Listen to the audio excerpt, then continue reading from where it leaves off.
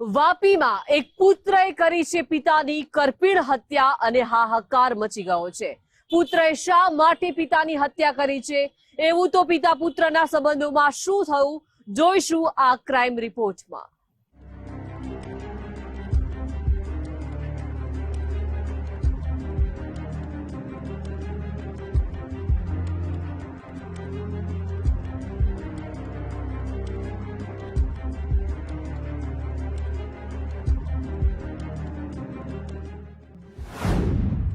સંબંધોની ના રાખી લાજ,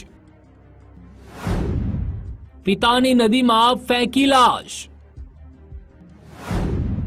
પત્ની સાથે છેડછાડની હતી વાત, કળિયુગી પુત્રએ જ પિતાની હત્યા કરતા મચી ચકચાર। વાપી તાલુકાનું કરવડ ગામ શાંતિપૂર્ણ ગામડાનું વાતાવરણ, પણ 6 સપ્ટેમ્બર 2025ની સાંજે આ ગામે એક એવી ઘટના જોઈ જેના પગલે સમગ્ર વિસ્તાર હચમચી ગયો। એક પિતા જે રોજ સવારે કામ પર જતા, પરિવાર માટે રોજી રોટી કમાવતા, એક પુત્ર જે પિતાની સાથે જ એ જ ધંધામાં જોડાયેલો, પણ કોણ જાણતું હતું કે એ જ પુત્ર એક દિવસ પિતાનો કાતિલ બની જશે। આરોપી પુત્રનું નામ આનંદ જહાં, મૃતક પિતાનું નામ સુરેશ જહાં। વાસ્તવમાં વાત એમ છે કે મૃતક સુરેશભાઈ જહાં ભંગારના વેપારી હતા। તેમના આ વ્યવસાયમાં તેમનો પુત્ર આનંદ પણ સાથ આપતો હતો। બધું બરાબર ચાલતું હતું। જો કે આનંદની પત્નીએ તેના સસરા તેની છેડતી કરતા હોવાની વાત આનંદને કરતા પિતા પુત્ર વચ્ચે અગાઉ પણ ઝઘડો થયો હતો અને મન દુઃખ રાખીને ફરતો હતો।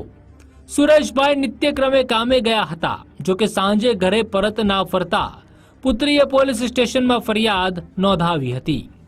ડુંગરા પોલીસ સ્ટેશન વિસ્તારમાં આવેલ કરવડ ગામના તળાવ કિનારે એક અજાણ્યા ઈસમની લાશ મળેલી, જે બાબતે પોલીસને જાણ થતા પોલીસ તાત્કાલિક ઘટના સ્થળે પહોંચી ગયેલી અને લાશને પ્રાથમિક દ્રષ્ટિએ જોતા ઈજાના નિશાનો જણાઈ આવેલ, જેથી આ અજાણ્યા પુરુષની કોઈ હત્યા કરી હોય એવું પ્રાથમિક દ્રષ્ટિએ જણાઈ આવતું હતું।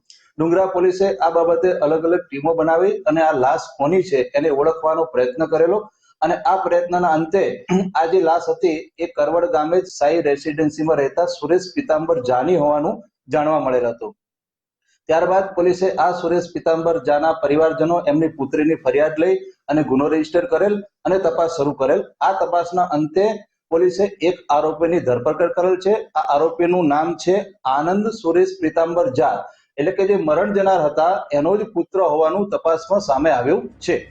મૃતકના શરીર પર ઈજાના નિશાનો હતા। આંખ, ડાબા ગાલ, કાન અને બંને હાથ પર પોલીસને નિશાન મળ્યા હતા। પુત્રીએ ફરિયાદ કરી હતી અને આનંદ એકલો જ ઘરે પરત ફર્યો હતો, જે આધારે પોલીસે પુત્રની કડક પૂછપરછ હાથ ધરતા હત્યારા પુત્રએ પોતાનો ગુનો કબૂલ્યો હતો। તપાસ દરમિયાન એવું જાણવા મળેલું છે કે જે આરોપી છે એની પત્ની એટલે કે મરણ જનારની પુત્રવધુ, આ પુત્રવધુની મરણ જનારે છેડતી કરેલી અને એનું મનદુખ રાખેલી અને મરણ જનાર અને આરોપી બંને વચ્ચે અગાઉ ઝઘડો પણ થયેલો હતો અને પોતાની પત્નીની છેડતી પોતાના પિતાએ કરેલી છે એવું એને પોતાને દુઃખ લાગી આવેલું અને જેના કારણે એને પોતાની પિતાની હત્યા કરેલાનું તપાસમાં જાણવા મળેલ છે। બનાવના દિવસે આરોપી અને મરણ જનાર એટલે બંને પિતા પુત્ર જે ભંગાર લઈ વેચનો ધંધો કરે છે, આ ધંધા માટે બંને ઘરેથી સાથે નીકળેલા હતા અને ભંગારની દુકાને જઈ પોતાનો લઈ વેચનો ધંધો પતાવી અને ત્યારબાદ પાછા ઘરે જતા હતા। એ દરમિયાન આ કરવડ તળાવના કિનારે એના પુત્રએ એના પિતાની હત્યા કરેલી અને પોતે ત્યાંથી એકલો ઘરે પાછો આવેલો હતો। હા, પ્રાથમિક તપાસમાં આરોપીની પોલીસે ધરપકડ કરેલી છે અને આરોપીએ ગુનાની હકીકત જણાવેલી છે અને આરોપીએ જણાવ્યા મુજબ પોતાની પત્નીની પોતાના પિતાએ છેડતી કરેલી, આ બાબતે પોતાની પત્નીએ તેને જાણ કરેલી અને આ બાબતે પિતા પુત્ર બંને વચ્ચે ઝઘડો પણ થયેલો અને જેનું મન દુઃખ રાખી અને આરોપીએ એના પિતાની હત્યા કરેલું છે એવું તપાસમાં જાણવા મળેલ છે અને એના લગતા જે પણ એવિડન્સ છે એ પણ મળેલા છે। વધુ તપાસ ડુંગરા પોલીસ કરી રહી છે।